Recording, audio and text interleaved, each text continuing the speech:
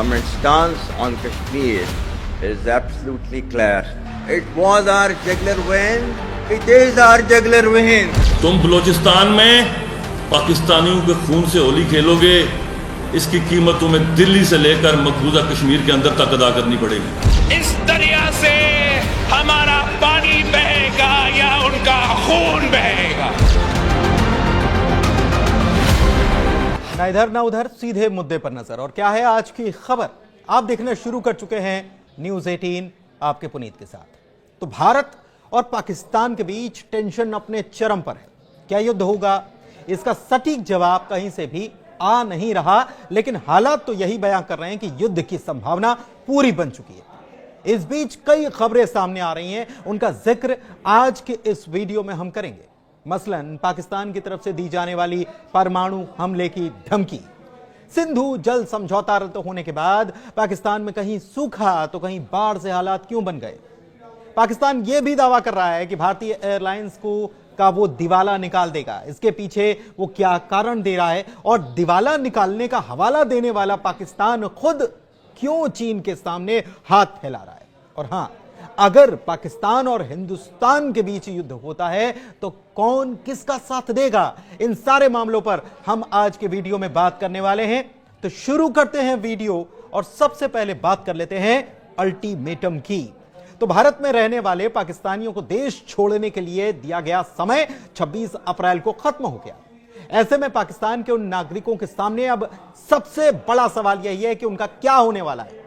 हालांकि अभी सिर्फ सार्क वीजा की अवधि समाप्त हुई है, जबकि मेडिकल वीजा 29 अप्रैल तक मान्य रहेगा। अन्य सभी श्रेणियों के वीजा 27 अप्रैल के बाद मान्य नहीं रहेंगे। कोई भी पाकिस्तानी नागरिक जो तय वक्त तक भारत से नहीं गया तो उसे ओवर स्टेइंग विदेशी नागरिक माना जाएगा, और फिर कानून के मुताबिक ही उन पर कार्रवाई की जाएगी।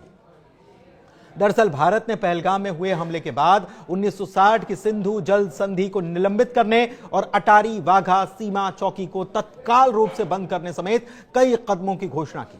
इसके बाद से भारत में मौजूदा पाकिस्तानियों में देश छोड़ने की होड़ लग गई, जो कि 26 अप्रैल को रात 12 बजे ही खत्म हो गई थी। इस बीच पाकिस्तानी मंत्री हनीफ अब्बासी ने भारत को परमाणु हमले की धमकी दे डाली, जिसमें गौरी शाहीन और गजनवी मिसाइलों का जिक्र किया गया। पाकिस्तान के मंत्री हनीफ अब्बासी रेल मंत्री हैं, जिन्होंने भारत को खुलेआम परमाणु हमले की धमकी देकर तनाव को और बढ़ाने का काम किया और चेतावनी दी कि इस्लामाबाद के पास मौजूद गौरी शाहीन और गजनवी मिसाइलें और 130 परमाणु हथियार सिर्फ भारत के लिए रखे गए। अब्बासी ने आगे चेतावनी दी कि अगर भारत सिंधु जल संधि को निलंबित करके पाकिस्तान की जल आपूर्ति रोक रहा है तो उसे युद्ध के लिए तैयार रहना चाहिए, क्योंकि इस्लामाबाद उकसाए जाने पर हमला करने के लिए तैयार है। पाकिस्तानी मंत्री ने कहा कि अगर वे हमारी वाटर सप्लाई रोकते हैं तो उन्हें युद्ध के लिए तैयार रहना चाहिए। हमारे पास जो सैन्य उपकरण हैं, जो मिसाइलें हैं, वो दिखाने के लिए नहीं है। किसी को नहीं पता कि हमने अपने परमाणु हथियार देश भर में कहां रखें। मैं फिर से कहता हूं कि ये सभी बैलिस्टिक मिसाइलें आप पर टारगेट है, उन्होंने भारत के लिए कहा। अब्बासी ने भारत के सिंधु संधि को निलंबित करने के फैसले का मजाक उड़ाया और कहा कि अगर चीजें इसी तरह 10 दिन और चलती रहीं तो भारत की एयरलाइंस दिवालिया हो जाएंगी। मंत्री ने यह भी दावा किया कि पाकिस्तान ने पहले ही भारत के द्विपक्षीय व्यापार को घटाने के फैसले के परिणामों के लिए तैयारी शुरू कर दी है। यह संकेत देते हुए कि इस्लामाबाद किसी भी आर्थिक कार्रवाई का मुकाबला करने के लिए तैयार बैठा है। इधर पाकिस्तान के मंत्री की तरफ से भारत की एयरलाइंस के दिवालिया होने के हवाई बातों के बीच खबर यह भी आई कि पूरी तरह कंगाली के दौर से गुजर रहे पाकिस्तान ने चीन से 10 अरब युआन यानी कि लगभग 1.4 अरब डॉलर की अतिरिक्त वित्तीय सहायता मांगी है। यह राशि दोनों देशों के बीच पहले से मौजूद मुद्रा विनिमय समझौते के तहत मांगी गई। पाकिस्तान के वित्त मंत्री हैं मोहम्मद औरंगजेब, जिन्होंने यह जानकारी दी और कहा कि यह कदम देश के विदेशी मुद्रा भंडार को बढ़ाने और वित्तीय स्रोतों को विविध बनाने के लिए उठाया गया है। उधर सिंधु जल समझौता सस्पेंड होने के बाद अब खबर आ रही है कि पीओके में अचानक से झेलम नदी का जल स्तर बढ़ गया है, वहां पर बाढ़ के हालात बन गए। स्थानीय अधिकारियों का यह भी दावा है कि भारत ने शनिवार को बिना किसी पूर्व चेतावनी के उरी बांध से पानी छोड़ दिया। पीओके के अधिकारियों ने भारत पर जल आतंकवाद का आरोप लगा दिया। पानी छोड़े जाने से पीओके के हट्टियन बाला में जल आपातकाल की स्थिति पैदा हो गई है। नदी किनारे रहने वाले स्थानीय लोगों को सुरक्षित जगहों पर भागना पड़ा। हालांकि पाकिस्तान के दावे पर भारत की ओर से इस बारे में कोई पुष्टि या खंडन भी नहीं किया गया। पाकिस्तान के अधिकारियों ने इस कदम को अंतरराष्ट्रीय मानदंडों और सिंधु जल संधि का उल्लंघन बताया। उधर हाला और धालकोट के निचले इलाकों में मध्यम बाढ़ की खबर भी है। इसमें जानवरों और फसलों को भारी नुकसान की कुछ रिपोर्ट्स भी सामने आई है। बताते चले कि एक समझौता है, इसे विश्व बैंक के द्वारा साझा नदी के पानी को कंट्रोल करने के लिए किया गया था, जिसमें कहा गया था कि दोनों देश डाउनस्ट्रीम नुकसान को रोकने के लिए पानी छोड़ने की जानकारी साझा करते हैं। आइए अब दो अहम पहलुओं पर बात करते हैं। एक तो यह कि अगर युद्ध होता है तो कौन किसके साथ खड़ा होगा, क्योंकि भारत की सीमा कई मुल्कों से लगती है। ऐसे में भारत के लिए यह काफी अहम भी है। दूसरा यह कि पाकिस्तान बात बात पर जिस परमाणु हमले की धमकी दे देता है, उस परमाणु बम का होगा क्या। तो दोनों खबरों को समझते हैं। पहले बात पड़ोसियों की कर लेते हैं। भारत के साथ पाकिस्तान समेत करीब 7-8 देशों की सीमाएं लगती हैं। भारत के पश्चिम में पाकिस्तान, उत्तर में चीन, नेपाल और उत्तर पूर्व में भूटान, पूर्व में बांग्लादेश और म्यांमार है। दक्षिण में श्रीलंका और दक्षिण पश्चिम में मालदीव की सीमाएं लगती हैं। अगर जम्मू कश्मीर की पाक अधिकृत कश्मीर सीमा को जोड़ दें तो अफगानिस्तान का कुछ हिस्सा भी भारत की सीमा से लगता है। हालांकि अफगानिस्तान की यह सीमा बड़ी विवादित क्षेत्र है और इस लिहाज से देखा जाए तो भारत पाकिस्तान में युद्ध होने से इन देशों का रुख क्या होगा, इस पर बात करते हैं। चीन की बात करते हैं। चीन और पाकिस्तान के बीच गहरे रणनीतिक संबंध हैं। खासकर चाइना और पाकिस्तान इकोनॉमिक कॉरिडोर यानी कि CPEC दोनों देशों के संबंध को और मजबूत करता है। युद्ध की स्थिति में चीन पाकिस्तान को कूटनीतिक और सामरिक समर्थन जरूर देगा, जिसमें हथियारों की आपूर्ति करना और आर्थिक रूप से सहायता करना भी शामिल हो सकता है। हालांकि भारत के साथ व्यापार और सीमा विवाद को बैलेंस करने के लिए चीन प्रत्यक्ष सैन्य हस्तक्षेप से बचेगा। भारत के लिए यह स्थिति चुनौतीपूर्ण हो सकती है, क्योंकि चीन का समर्थन पाकिस्तान की सैन्य क्षमता को बढ़ा सकता है। बांग्लादेश की बात करें तो 71 के युद्ध में भारत की निर्णायक भूमिका के बाद बांग्लादेश भारत के प्रति कृतज्ञ थैंकफुल रहा है। लेकिन बीते साल शेख हसीना सरकार जब गई तो उसके बाद बांग्लादेश में यूनुस सरकार आई और उसकी भूमिका संदेह में। युद्ध की स्थिति में बांग्लादेश शायद भारत का समर्थन नहीं करेगा, क्योंकि पहलगाम हमले के बाद बांग्लादेश ने इस घटना पर संवेदना प्रकट नहीं की। ऐसे में बांग्लादेश पूर्वी मोर्चे पर भारत के लिए कहीं ना कहीं चिंता का सबब बन सकता है, भारत भी जानता है। श्रीलंका और मालदीव की बात कर लेते हैं तो श्रीलंका और मालदीव भारत के साथ मजबूत आर्थिक और रक्षा संबंध रखते आए हैं। श्रीलंका जो चीन के प्रभाव से हालांकि जूझ रहा है, शायद तटस्थ रहे, क्योंकि वो दोनों पक्षों के साथ संतुलन बनाए रखना चाहेगा।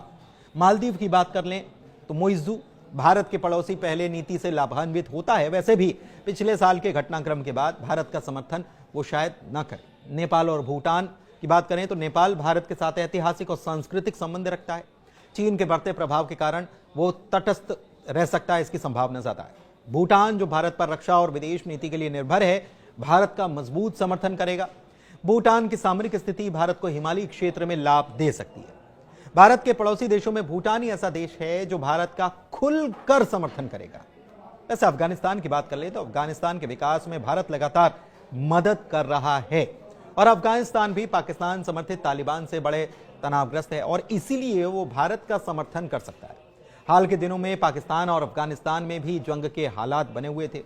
ऐसे में अफगानिस्तान अप्रत्यक्ष तौर पर भारत की मदद कर सकता है। वैसे भी पहलगाम हमले के बाद अफगानिस्तान की तरफ से प्रतिक्रिया आई थी।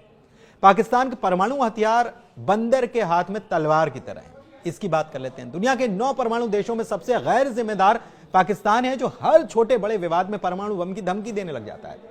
पहलगाम में 26 हिंदू पर्यटकों के नरसंहार के बाद जब भारत ने उसकी गर्दन दबाई तो पाकिस्तानी मंत्रियों ने फिर वही गीदड़ भभकी दोहरानी शुरू कर दी। पाकिस्तान में आतंकी सोच के कारण ही अमेरिका ने पाकिस्तान के परमाणु बमों को छीनने का प्लान बना रखा है। पाकिस्तान के परमाणु बमों को छीनने के लिए अमेरिका का एक सीक्रेट प्लान है, स्नैच एंड ग्रैब प्लान तैयार है, यानी कि हथियारों को छीनकर अपने कब्जे में कर लो। 2011 में इससे जुड़ी पहली बड़ी खबर आई थी जब पाकिस्तान का परमाणु बम छीन लेने की बात हुई थी अमेरिका की तरफ से। परमाणु पाकिस्तान के पास 170 के आसपास परमाणु हथियार हैं और सुरंग और सैन्य ठिकानों में छिपे हैं, लेकिन उसका गैर जिम्मेदाराना रवैया दुनिया को हमेशा से डराता है। पाकिस्तान में अराजकता फैली, आतंकी इन बमों पर अगर कब्जा करने की कोशिश करें और भारत के साथ युद्ध छिड़ा तो अमेरिका चुप नहीं बैठेगा। स्नैच एंड ग्रैब प्लान के मुताबिक अगर अमेरिकी राष्ट्रपति को लगता है कि पाकिस्तान के परमाणु हथियार उनके देश या हितों के लिए खतरा हैं, तो वो इस प्लान को फिर से एक्टिव कर देंगे। इस प्लान में क्या होगा इसकी कोई खास जानकारी नहीं है, लेकिन माना जाता है कि तब अमेरिकी स्पेशल फोर्स जैसे कि डेल्टा फोर्स या नेवी सील्स जो हैं वो तेजी से पाकिस्तान में दाखिल हो जाएंगी। ये परमाणु बमों को गलत हाथों में पड़ने से बचाने के लिए ऐसा कर सकती है। हालांकि ये मुश्किल माना जा सकता है क्योंकि पाकिस्तान के परमाणु हथियार कई जगहों पर मौजूद हैं। अमेरिका ने दरअसल ये योजना 9/11 के हमले के बाद बनाई थी, जब उसे डर था कि पाकिस्तान के बम आतंकियों के हाथ में लग सकते हैं। 2011 में उसामा बिन लादेन को पाकिस्तान में मारने के बाद यह चिंता और बढ़ गई थी। और अब एक बार फिर से, जब आपको याद होगा कि अभी हाल ही में ईरान के मामले को लेकर क्यों अमेरिका टेंशन में, अमेरिका चाहता है कि ईरान के साथ परमाणु संधि हो जाए क्योंकि उसे इस बात का कहीं ना कहीं डर है कि अगर ईरान की तरफ से परमाणु हथियार विकसित कर लिया जाता है तो न केवल मिडिल ईस्ट के लिए टेंशन वाला होगा बल्कि अमेरिका के लिए टेंशन होगा और उसके ये हथियार कहीं ना कहीं आतंकवादियों के हाथ लग सकते हैं। इसी बात को, इसी चिंता को जताते हुए अमेरिका नहीं चाहता कि ईरान अपना परमाणु कार्यक्रम जारी रखे। और इस बीच पाकिस्तान की तरफ से बार बार यह धमकियां दिया जाना अमेरिका की टेंशन को भी जाहिर तौर पर बढ़ा सकता है और हो सकता है कि इस मामले में अमेरिका स्नैच एंड ग्रैब वाली पॉलिसी को फिर से अमल में ला दे। धन्यवाद। Our stance on Kashmir is absolutely clear. It was our jugular vein. It is our jugular vein. तुम बलूचिस्तान में पाकिस्तानियों के खून से होली खेलोगे, इसकी कीमत तुम्हें दिल्ली से लेकर मकबूजा कश्मीर के अंदर तक अदा करनी पड़ेगी। इस दरिया से हमारा पानी बहेगा या उनका खून बहेगा।